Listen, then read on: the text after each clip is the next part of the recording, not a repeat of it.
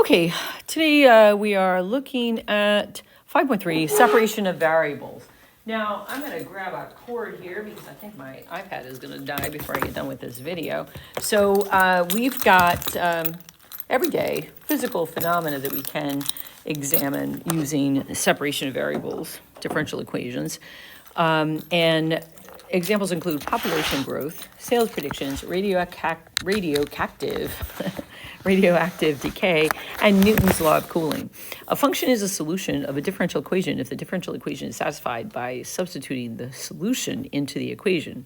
For example, if you take y is equal to e to the negative 2x, if we say it's a solution to the differential equation y prime plus 2 times y, we take a look at the actual derivative and then 2 times y. So we have that. So I've got the derivative off to the side with the function. And so I know that y prime, oops, don't need to write that. Y prime is negative 2 e to the negative 2x plus 2 times e to the negative 2x, the y. Oops, forgot the 2. And then is that equal to 0? And of course it is. 0 is equal to 0, right? On the left-hand side, because you add those two, you get 0. All right, so y is equal to c e to the negative 2x is called the general solution to the differential equation because it has an arbitrary constant, yet still solves the differential equation. So the arbitrary constant makes it a general solution. Solutions to differential equations may not be unique. Differential equations may be solved by using a process called separation of variables to solve, and you know this when we talked about it before. So to solve, separate the variables to opposite sides of the equal sign and then integrate as we have done in the last section. So we then have dy dx is then equal to, so we have y prime. I change it to dy dx because I need to separate the variables. So we get 2x over y. So we then have the integral of y dy, when we kind of cross multiply, dy, kind of cross, is equal to then 2x, pen, 2x dx, and we're going to integrate on that side. So we get 1/2 y squared, or y squared over 2. 1/2 y squared is equal to, I'm going to put the equal sign, line them up, is equal to x squared plus c, plus the arbitrary constant c. So we end up with y squared is equal to 2x squared plus c, right? So this could be our general form of the equation. We leave it like that because if I do solve it, I know that I'm going to produce a y is equal to this positive square root of 2x squared plus c, or I would have then the negative, or the negative y is equal to the negative square root of 2x squared plus c. And what you're going to have to do sometimes to get a specific solution is you'll have to determine which one is it based on the point they give you. They might give you a point such as 0, 8, and that would mean you'd use the positive square root. If they give you 0, negative 8, then you'd use the negative square root.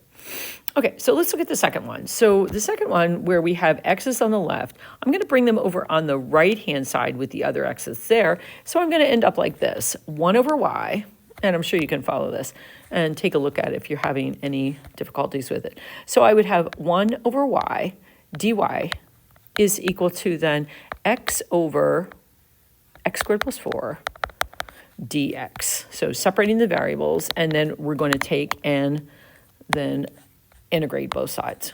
So we'll integrate both sides. And then, so on the left-hand side, we have 1 over y. I'm missing something. What am I missing here? Okay, no, I'm good. Oh, and the bell. So on the left-hand side, we get ln of the absolute value of y, and we have the equal sign here. And on the right-hand side, we're going to have to do a real quick u is equal to x squared plus 4, du is equal to 2x dx, and du over 2 is equal to x dx, doing a substitution there. So we end up the integral of 1/2, I'm going to pull that out front. So I have 1/2 and times the integral of 1 over u du. Very nice and neat. And then we have this ln of the absolute value of y. We'll leave that there. And then on the right-hand side, we have 1/2 times ln of the absolute value of x squared plus 4, but you don't need it because x squared plus 4 is always positive, and then plus c. Okay, and so then we have our ln of y. We can do a little finagling. So we have ln of the absolute value of y is equal to, I can pull that 1/2 around front and do ln of x squared plus 4 to the 1/2, which is the square root of x squared plus 4 plus c, like that. And then we're going to raise both sides to the exponent, to be the exponents for the base e on both sides. Remember, if u is equal to v, e to the u is equal to e to the v, so we can then say that on the left-hand side, we get the absolute value of y. The absolute value of y is equal to, on the right-hand side, we're going to get e to the ln of the square root of x squared plus 4 times e to the c is what we'll have. We reverse that sum rule for exponents. And so then after that, we then have absolute value of y is equal to the square root of x squared plus 4 times c. That's just going to be a value of c. Some kind of, this can be a c1, c1, c1, but then we just have a c in the end. It's a different c, and I'm making note of that. So then let's bring the c around front, and then, so we have the absolute value of y is equal to c times square root of x squared plus 4. But now remember, we're getting the general solving the differential equation. We don't have any points with either one of these, so we're going to have a general form, general solution for the equation. So now if you look at this, we have y is equal to then plus or minus c times the square root of x squared plus 4. But then that just gives us this idea that, well, we don't know what c is anyhow, so c could be positive or negative, so we just give this as our final answer. C times the quantity x squared, square root of x squared plus 4. And there you have it. There it is. There you go. Okay? Alrighty. You guys are listening so well. I can hear you over the miles. Okay, so 3. So there's our solution there, general solution for the differential equation that we started with in number 2. And then let's go down to the next one. So given the initial condition, y of 0 is equal to 1, find the particular solution. So particular solution, a little different, right? For the weird looking differential equation here, but we'll try to, it's like it's telescoped out, and we're going to compress it now. Slap that telescope shut. So what I'm going to do is I'm going to throw the xy dx to the right-hand side first. So it's going to look like this. It's going to look like e to the negative x squared times the quantity y squared minus 1 dy, there's that dy, is equal to negative xy dx. You're going, yay, we have it. No, you don't, not yet. All right, that's our first step. And then I'm going to get all the terms together because I can have a y squared minus 1 on the left if I divide by y and e to the negative x squared. So I could take that, I could move with that. I'm just going to say it off to the side instead of taking that. So I'm going to divide by e to the negative x squared and y. So I'm going to put the y right in front of that, okay? So I'm going to divide by that on both sides. So this is what it gives us then. Y squared minus 1 over y dy is equal to then negative x, I'll put that in the top, over e to the negative x squared, okay? And that's dx. So then I'm going to integrate both sides. Boom. Integrate both sides. Heat-seeking red flare. So when I integrate both sides, I'm going to use, on the left-hand side, I can just go ahead and integrate, right? That's pretty cool. So I get 1/2. Oh, I forgot to show you something. So I got to take one more step. So I was going to do this, and I thought, oh, I might lose somebody. I don't want to lose anybody.